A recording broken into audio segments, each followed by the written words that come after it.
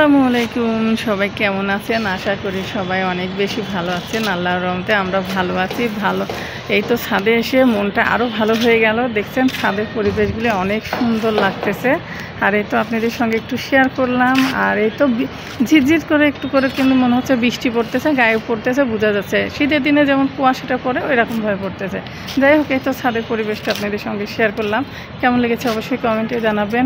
আর এই তো বিকেলবেলা ছাদে ভালোই লাগলো, কিছু সময় কাটালাম, আপনাদের সঙ্গে শেয়ার করে ফেললাম। অবশ্যই আমাদের সঙ্গে থাকবেন আর দেখবেন। ভিডিওটি ভালো লাগলে অবশ্যই শেয়ার করবেন এবং কমেন্টে জানাবেন। আর আপনাদের ওইদিকের ঠান্ডার কী অবস্থা অবশ্যই সেটাও কমেন্টে জানাবেন। আর এই তো দিনাজপুরে কিন্তু শীত পড়েই গেছে। এই তো ছাদ থেকে ঘুরে আসলাম। আসার পরে এখানে ছেলে মেয়ের আবদার, তারা হলো খাবে, মোমো খাবে। তার জন্য মোমোর পুর তৈরি করতেছি, তো আপনাদের সঙ্গে একটু শেয়ার করলাম। আর যেহেতু মেয়ে নাই, মেয়ে আসবে কয়েকদিন পরে, তো মেয়েও পছন্দ করে, ছেলেও পছন্দ করে, যেহেতু আমরা বাসার সবাই পছন্দ করি, তার জন্য এই তো মোমো তৈরি করতেছি। মোমোর মধ্যে এখানে বরবটি আর গাজর ব্যবহার করা হয়েছে। আর দেখুন চিকেনের টুকরা অনেকগুলি ছোট টুকরা করে কিন্তু দিয়ে দিয়েছি। আর চিকেনগুলি ভাব দিয়ে নিয়ে ছোট টুকরা করে কেটে দিয়েছি, কিন্তু অনেক সুন্দর হয়েছে। আর মোমোর পুরটাও কিন্তু মাশাআল্লাহ অনেক সুন্দর হয়, কিন্তু আপনারা চাইলে এরকম করে করতে পারেন, খেতে অনেক ভালো লাগে। তো যাই হোক, বাসায় কিন্তু মোমো তৈরি করলে স্বাস্থ্যসম্মতই হয়, নিজেরা তৈরি করে খাওয়া বেশি ভালো হয়। আর ফাইনালি দেখুন আমাদের মোমো তৈরি করা হয়ে গেছে। আমি সবগুলি ফ্রোজেন করে রেখে দিয়েছি। আর এইটুকু মোমো আমরা ভাপিয়ে নিলাম ছেলের সঙ্গে করে খাবো বলে। তো যাই হোক, মোমোর শেপ কেমন হয়েছে অবশ্যই কমেন্টে জানাবেন। কিন্তু এই তো মোমোগুলি কিন্তু আমি বাসায় যেভাবে পাই সেভাবেই বানিয়েছি আর আপনাদের সঙ্গে শেয়ার করলাম। আপনারা বাসায় কিন্তু ট্রাই করতে পারেন। তারপরে এখানে 8টার দিকে আমার আবার মুড়ি খেতে মন ছিল, আর এই জন্য মুড়ি কিন্তু ধনিয়া পাতা, চানাচুর, বুট, বড়া দিয়ে মেখে নিয়েছি।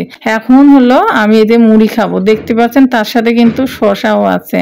শসা, গাজর সবকিছু দিয়ে কিন্তু এভাবে মুড়ি মাখা খেতে কিন্তু আরো বেশি ভালো লাগে। আর সবচেয়ে মজার কথা কি জানেন, আমরা কিন্তু রোজার সময় সব ধরনের ভাজা পোড়া থাকে, তার সাথে কিন্তু বুন্দিয়াটা থাকে, তখন কিন্তু খেতে আরো বেশি মজা লাগে। তো যাই হোক, এই তো সন্ধ্যার সময় খেতে মন চেয়েছিল, খেয়ে নিলাম। আর এই তো আপনাদের সঙ্গে কিন্তু শেয়ারও করলাম। পরের দিন এই তো বিকেল বেলা, তো এখানে ছেলে দোসা খাবে, তার জন্য এই যে দোসা করতে আসলাম। দোসার জন্য একটু চাটনি করব, তো ভাবলাম আপনাদের সঙ্গে একটু শেয়ার করি। তো কি কি দিলাম সবকিছু কিন্তু আপনাদের সঙ্গে একটু করে শেয়ার করলাম। যাই হোক, তো দোসা কে কে কিভাবে বানান, দোসার চাটনিটা কিভাবে বানান অবশ্যই কিন্তু কমেন্টে জানাবেন। তো যাই হোক, সবকিছু দিয়ে এই যে ধনিয়া পাতাটা আমি একবারে বিট করে নিয়েছি ব্লেন্ডারে, চাইলে কিন্তু আপনারা পাটাতো করতে পারেন। তো এখানে কিন্তু আমি টক দই দিলাম 1 কাপ পরিমাণ মতো। আর এই তো টক দই দিয়ে দেবো আর সুন্দরভাবে মিক্স করে নিব। আর এখানে কিন্তু আমি শসাও কেটে নিয়েছি কুচি করে, এত শসাটা দিলাম। আর এখানে কিন্তু স্বাদ অনুযায়ী একটু লবণও দিয়ে দিতে হবে,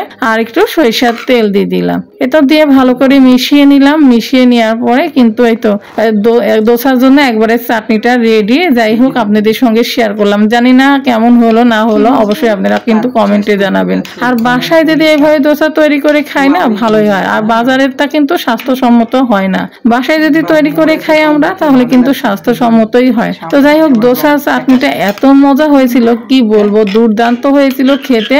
আমি আর ছেলে তো মাশাআল্লাহ চেটে পুটে খেয়ে ফেলেছি। আর আজকের ভিডিওটি কেমন হয়েছে সবাই কমেন্টে জানাবেন। আজকের মতো বিদায় নিব, এই পর্যন্তই। সবাই ভালো থাকবেন, সুস্থ থাকবেন। আল্লাহ হাফেজ, আসসালামু আলাইকুম।